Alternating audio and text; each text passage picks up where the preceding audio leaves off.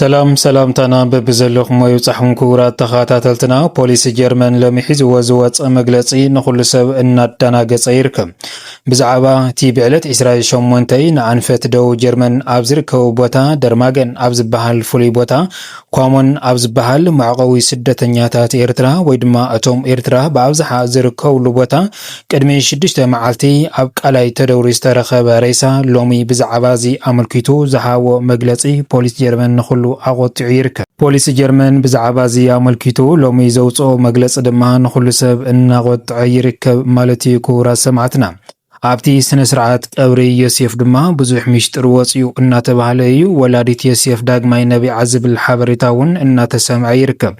ማለት እውን ገበነኛ ወይ ድማ ቀታሊ ዮሴፍ ንምእላሽ ላዕልን ታሕትን እናተባህለ ከም ዝነበረ ዝፍለጥ እንትኸውን ማለት እውን ልዕሊ 10,000 ዩሮ ኣውፅኦም ሓበሬታ ዮሴፍ ወይ ድማ ንዮሴፍ ዝቃተለ ክሕብረና ዝኽእል ሰብ ልዕሊ 10,000 ዩሮ ክንህብ ኢና እናበሉ ነይሮም እዮም ቅድሚ 2 መዓልቲ ድማ ብቅትለት ዮሴፍ ዝተተሓዙ ልዕሊ 3 ሰባት ተታሒዞም ነይሮም ካብዞም 3 ሰባት እዚኦም ድማ ሎሚ ሓደ ዝኾነ ወዲ 12 ዓመት ቀታሊ ዮሴፍ ተረኺቡ ዝብል ሓበሬታ ድሕሪ ምውፃእ እዚ እኳ ዝሐጉስ ነገር እንተኾነ ነገር ግን ፖሊስ ጀርመን ብዛዕባ እቲ ዝተረኸበ ገበነኛ ዝሃቦ መግለጺ ግን መሕዘን ኩሉ ኮይኑ ይርከብ ማለት እዩ እዚ መግለጺ ድማ ክነኣስሮ ኣይንኽእልን ዝብል እንትኸውን እንታይ ይብል ምሽጥሩ ንዝብል ዝርዝር ሓበሬታ ግን ናዋኹም ክነብሎ ንኸውን ብተወሳኺ ድማ ኣብቲ ስነ ስርዓት ቀብሪ ወላዲት ዮሴፍ ዝኾነት ወይዘሮ ትሊ ዝረኸበቶ ሚስጥር ኣሎ ሚስጥር ቅትለት ዮሴፍ ብዝምልከት ማለት እዩ ክቡራት ሰማዕትና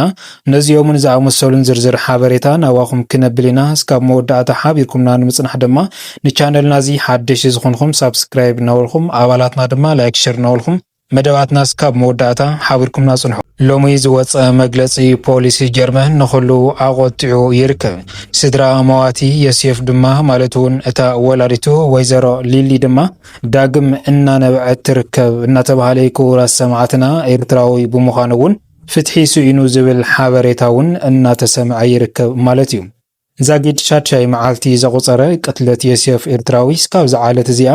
ቀታሊ ንምርካብ ላዕልን ታሕትን እናተባህለ ከም ዝነበረ እንትኸውን በዚ ዝተኸየደ ክያደ ድማ ቀታሊ ቅድሚ ሓደ መዓልቲ ተረኺቡ ተባሂሉ ነይሩ ነገር ግን ፖሊስ ጀርመን ነዚ ኣመልኪቱ ዝሃበቅል ሎሚ ካብ ፖሊስ ጀርመን ዘይጽበይ መግለጺ ብምውፅኡ ኩሉ ኤርትራዊ ሓዚኑ ይርከብ ማለት እዩ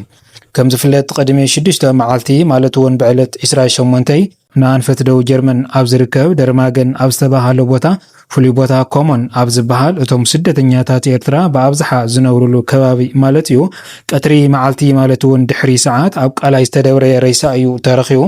እዚ ዝተረኸበ ሬሳ ድማ ብሓላፍ መገዲ ድሕሪ ምርካብ እቲ ሓላፍ መገዲ ድማ ቀጥታ ናብ ፖሊስ ጀርመን ከም ዝሓበረ እዩ እናተሓበረ ነይሩ ማለት እዩ እቲ ሓላፍ መገዲ ድማ ናብ ፖሊስ ጀርመን ይደውሉ እቶም ፖሊስ ጀርመን ድማ ቀጥታ ናፍቲ ቦታ ብምኻድ ምርመራ ኣስከሬን ንኽገብሩ እዮም ላዕልን ታሕትን ትብሉ ነይሮም እቲ ምርመራ ኣስከሬን ድማ ወዲ 14 ዮሴፍ ኮይኑ ነገር ግን ኣብቲ ግዜ ንሱ ኣብ ኣካላቱ ዝተረኸበ ዓሸራ ኣይነበረን ማለት እዩ ነገር ግን እቲ ሬሳ ብከቢድ ዝኾነ ውቅዒት ተቆራሪጹ ድሕሪ ምርካብ ኣራርዮም ማለት እውን ሰብስዮ ናብ ምርመራ ክፍሊ እዮም ኣምሪሖሞ ኣብቲ ምርመራ ክፍሊ ድማ ናስታት 2-3 መዓልቲ ከም ዝድንግይዎ ንወላዲቱ ወይዘሮ ሊሊ ተነጊርዋ ነይሩ ማለት እዩ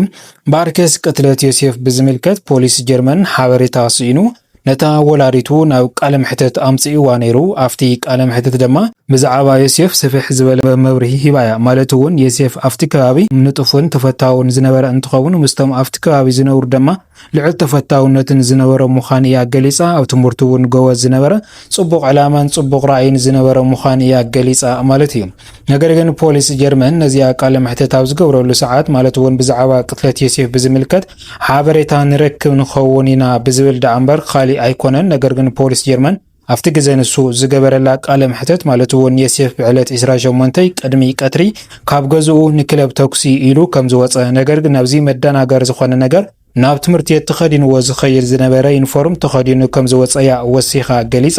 ጽንሒላ ድማ ማለት እውን የሴፍ ናብ ገዝኡ መምላስ ምስ ኣበያ ስልኪ እያ ደው ኢላትሎም ስልኪ ድሕሪ ምድዋል ድማ እቶም ክለብ ተኩሲ ወይ ድማ መዘናግዒ ዮሴፍ ናብኡ ከም ዘይኸደን ዝኾነ ይኹን ፕሮግራም ከም ዘይነበሮም እዮም ነጊሮም ማለት እዩ። ባርከስ በዚ ዝተሻቐለት ወላዲት ዮሴፍ ወይዘሪት ልሊ ድማ ቀጥታ ናብ ፖሊስ እያ ኣመልኪታ ናብ ፖሊስ ምስ ኣመልከተት ድማ እቲ ሓላፍ መንገዲ እውን ብዝሃቦ መረዳእታ ኣብ ደርማገን ኣብ ዝተባሃለ ፍሉይ ቦታ ጫካ ዝበዝሖ ቃላ እዩ እቲ ሬሳኣ ተደውርዩ ተረኺቡ እዛ ሓፍትና እዚኣ ድማ ብድንጋፅ ሓሚማ ወዲቓ ደቂሳ ኣብ ሆስፒታል ኣትዋ ከም ዝነበረት እውን ዝፍለጥ እዩ ማለት እዩ። ክቡራት ሰማዕትና ባርከስ ፖሊስ ጀርመን ቀታሊ ዮሴፍ ብዝምልከት ሓበሬታ ስኢኑ ድሕሪ ናብ ብዙሕ ዝተፈላለየ ማሕበራዊ ሚድያ ሓበሬታታት ብምብታንን ከምኡ ድማ ልዕሊ 10,000 ዩሮ ክንህብ ንኽእል ኢና ብሕጋዊ ዝኾነ መሰረት ብዛዕባ ቀትለት ዮሴፍ ብዝምልከት ንዝሓበረና ውልቀ ሰብ ይኹን ትካል ንዝብል መግለፂ ኣውፅኦም ነይሮም ቅድሚ 2 መዓልቲ ማለት እዩ። ባርከስ በቲ ዘውፅዎ መግለፂ ብዙሕ ሰባት እውን ሕጉሳት ኣይነበረን ማለት እውን ከምዚ ክገብሩ ኣይምነበሮምን ዝብል ሓበሬታ እውን ኣይተሰኣልን። ነገር ግን ፖሊስ ጀርመን በቲ ዘውፅኦ መግለፂ ጽቡቕ ሓበሬታ ኣንፈትን ድማ ረኺብሉ ካብዚ ብዝተበገሰ ባርከት እሰን መምህራን እየን ተጠቂመን ኣብቲ ፈለማ እዋን እሰን ኣብ ዝተቀመሉ እዋን ድማ ናይ ቃል ምርመራን ክገብራን ኣብ ሕጊ ፖሊስ ጀርመን እየን ኣምሪሐን ኣብቲ ግዜ ንሱ ድማ ማለት እውን ፖሊስ ጀርመን ብዝሓተተን መሰረት እተን መምህራን ብዕለት 28 ናብቲ ትምህርቲ ቤት በቂሉ ከም ዝነበረ ነገር ግን ድማ ሰዓታት ከም ዘይጸንሐ ወዲያው ከም ዝወፀ ክልተ ናይ ጀርመን ዜግነት ዘለዎም ጻዕዱ መሓዙት ድማ ምስኡ ከም ዝነበሩ እየን ሓቢረናሉ እተን መምህራን። ባርከስ ፖሊስ ጀርመን ካብዚ ብዝተገንዘበ ካፍተን መምህራን ብዝወሰዶ ምስክርነት ነቶም ምስኡ ዝነበሩ መሓዙት እዩ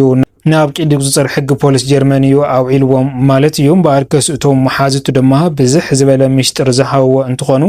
ሎሚ ብዘውፅኦ መሰረት ድማ ንኹሉ ሰብ እናሓዘነ ይርከብ ማለት እዩ። ኣብዚ ግን ሓደ ነገር ማለት እውን ነተን መምህራን ድሕሪ ምሕታት ነታ ወላዲት እውን ዳግም ቃለ ምሕተት ንኽገብሩላ እዮም ሓቲቶማ። ኣብቲ ዝገበረቶ ቃለ ምሕተት ድማ ብዛዕባ ሞባይሉ ዝምልከት እንትኸውን ሞባይሉ ድማ ኣብታ ዝሞተላ ዕለት ማለት እውን ብድርኡ ኣብ ስልኩ ብዙሕ ዓይነታት ማሰጅ ይመጽእ ከም ዝነበረ ኣብኡ ዝመጽእ ነበረ ማሰጅ ድማ ጸርፍን ዘይምስምዕማዕን ዝበዝሖ ከም ዝነበረ እያ ወላዲቱ ወይዘሮ ሊሊ ገሊጻ ማለት እዩ። ብተወሳኺ ድማ ማለት ዮሴፍ ድማ ኣብታ መዓልትሳ ብጭንቀት ከም ዝወዓለን ነገር ግን ደገ እውን ምውፃእ ኣብዚሑላን ዝነበረን መዓልቲ እያ ትብል እታ ወላዲቱ። ባርከስ ፖሊስ ጀርመን ካብዚን ካፍተን መምህራንን ብዝወሰዶ ሓበሬታ ነቶም ናይ ጀርመን ዜግነት ዘለዎም መሓዙት ዮሴፍ እዩ ኣጥብቆ ኣቢሉ ክሓትት ጀሚሩ ማለት እውን እቲ ኣብ ሞባይሉ ናተፀሓሓፎ ዝነበረ ሰብ እውን ንክስሕቦም ፈቃደኛ ኮይኖም ነይሮም ፖሊስ ጀርመን ኣብቲ ፈለማ እዋን። ነገር ግን ሎሚ ብዘውፅዎ ሓበሬታ ግን ንኹሉ ሰብ እናዳናገፀ ይርከብ ማለት እዩ። ማለት እውን እቲ ዝቃተሎ ሙሉእ ልሙሉእ ተረኺቡ እንተብቅዕ ነገር ግን ድማ ክንኣስሮ ኣይንኽእልን ዝብል መግለፂ መውፅእ ድማ ንኹሉ ኤርትራዊ ብፍላይ ድማ ነታ ወላዲቱ እናሓዘነ ይርከብ ማለት እዩ። እዚ ክበሃል ከሎ ወይ ድማ ንዝቐረቦ ሕቶ ድማ ኣብ ጀርመን ትሕቲ 12 ዓመት ክእሰር ከም ዘይኽእል እዮም መግለፂ ኣውፅኦም ዘለዉ። ነገር ግን ብዙሓት ናይ ሕጊ ኣካላት ኣብ ጀርመን ዝርከቡ ይኹን ካብ ጀርመን ወፃኢ ክእሰር ከም ዘለዎ እውን እናመላኸቱ ይርከቡ ማለት እዩ። እቲ ቀቲልዎ ዝበሃል ዘሎ ኣብዚ ሕዚ እዋን ወይ ድማ ምስ ሙሉእ ሓበሬቱ ዝተረኸበ ብፍላይ ድማ ኣብቲ ሞባይሉ ናይ ዘይምስምዕማዕ ቃላትን ካልእ ትርጉማት ዝበዝሖም ነገራትን ዝነበረ እንትኸውን በዚ መሰረት ድማ ቀዳሊ ዮሴፍ እዚ ወዲ 12 ዓመት ጀርመናዊ ዝብል መደምደምታ በፂሖም ዘለዉ ብዝሕዝን መልክዕ ግን እዚ ናይ ጀርመን ዜግነት ዘለዎ ክእሰር ኣይኽእልን ዝብል መግለፂ ሎሚ ኣውፅኡ እናተባሃለ እዩ ፖሊስ ጀርመን ካብዚ ብዝተበገሰ ባርከስ ኩሉ ሰብ እናሓዘነሉ ዝርከብ ማለት እዩ። ብሓፈሻ ንሎሚ ዝወልናዮም ዝርዝር ሓበሬታና እዚኦም ይመስሉ ነይሮም። እስካብ መወዳእታ ሓቢርኩምና ዝፀንሕኩም ካብ ልቢ እናመስገንና ኣብ ዝቕፅል መደባትና እስካብ ንራኸብ ድማ ሰላም ሰናይ ፀንሕቲ ይግበረልኩም። ሰላምታይ ንዓኹም።